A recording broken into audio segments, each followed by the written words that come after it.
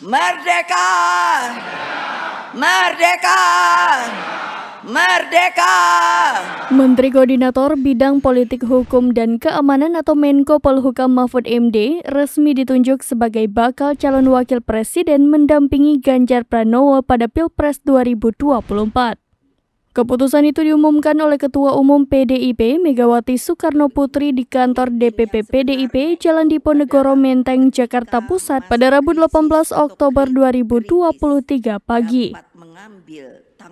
Mahfud MD memiliki pengalaman yang kaya di 3 lembaga yakni eksekutif, legislatif, dan yudikatif. Pria yang lahir di Sampang pada 13 Mei 1957 ini pernah menjadi menteri, anggota DPR hingga ketua Mahkamah Konstitusi. Mahfud MD memiliki 3 anak yakni Ihwan Zain, Vira Amalia, dan Royhan Akbar dari pernikahannya dengan sang istri Zaizatuni Hayati. Dilansir dari laman resmi Mahkamah Konstitusi Republik Indonesia, Mahfud menyelesaikan program sarjananya di Fakultas Hukum Universitas Islam Indonesia Yogyakarta pada tahun 1983.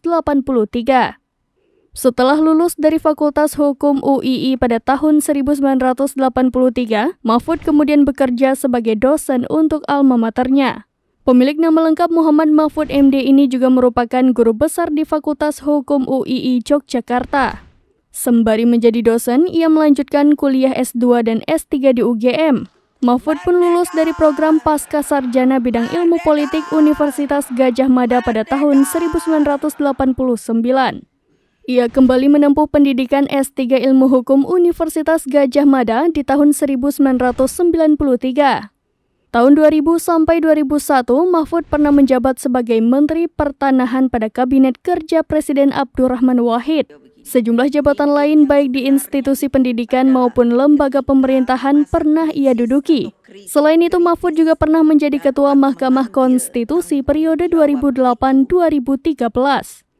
Nama Mahfud juga sempat menjadi calon kuat Presiden Jokowi yang hendak maju pada periode kedua pada pemilu 2019 silam. Namun, nama Mahfud mendadak batal dipilih.